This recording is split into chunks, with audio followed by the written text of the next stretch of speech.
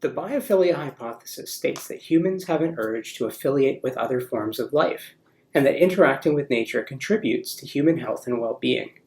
Research has shown that scenes of nature can be restorative in non-interactive contexts like VR, but we wondered, what about games?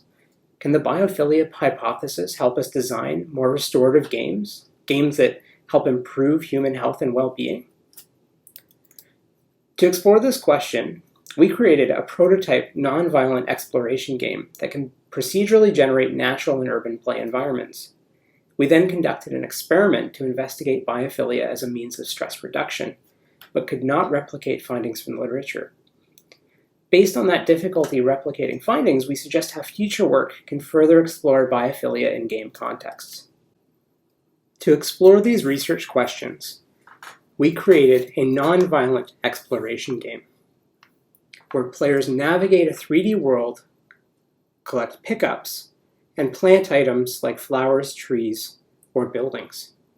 We selected the nonviolent exploration game because it helped eliminate confounds like in-game narrative, goals, or achievements, and its minimal controls were easy for players to learn in a short time period required for our study.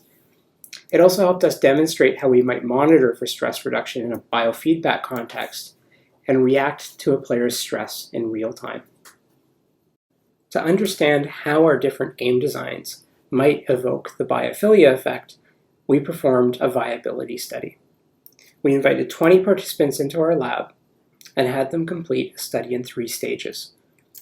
In the first stage, participants were instructed how to put on the physiological sensors. So we had them wear sensors for heart rate and galvanic skin response as pictured here. And we also had them complete a self-report questionnaire for positive affect, negative affect, and attentiveness. So we call this the baseline stage. Once they were all settled in, we then stressed them out. We had them complete a math test where they had to complete a series of questions like this one under a time constraint, and they were not allowed to use any kind of aids like a calculator or a paper and pencil. So please believe me when I say that this is very stressful for the vast majority of people. After the math tests, we collected self-reports again for positive and negative affect and attentiveness, and of course we had physiological data collected throughout the stressor. Finally, participants were divided into 2 groups where they were asked to play either the nature or urban game for about 5 minutes. So this was a between subject study, and throughout gameplay we continued to collect physiological data, and after the game was complete, again we collected self-report data for positive and negative affect and attentiveness. So what did we find out? Well, first of all, the stressor worked.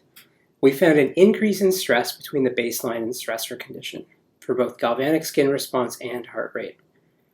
And we also saw these measures decrease after 5 minutes of gameplay, but we didn't find a difference between the nature and the urban settings, and so we can't claim that we found an effective biophilia. And in fact, these results are consistent with the self-reports for negative and positive affect, where we saw a similar trend that was consistent with what we'd expect, but no difference between the nature and urban settings. Our results for attentiveness are a little bit more interesting. In this case, we saw changes between the baseline and stressor, and between the stressor and game, but the direction of that change was different for nature and urban. And while I want to emphasize that these results were not statistically significant, we think this is a trend that warrants a little bit of more investigation. So what does this mean? Well, first of all, we found that nonviolent gameplay reduced stress, but we did not find a biophilia effect. And we talk about some of the reasons behind this in the paper. We hypothesize that, for example, immersion or graphical fidelity might be able to be tweaked to increase the effect and perhaps show it in a later study. We also reflect on our results around attentiveness, and we think that there's some further investigation there too, since there are cognitive differences predicted by the literature.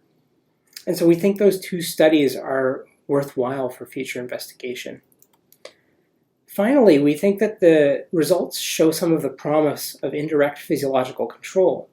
And while we use some fairly high-end equipment to collect physiological data like galvanic skin response and heart rate, use of off-the-shelf hardware like a smartwatch is now capable of doing much of that. And so we think that there's an opportunity there to explore how that kind of hardware could maybe facilitate physiological control in games.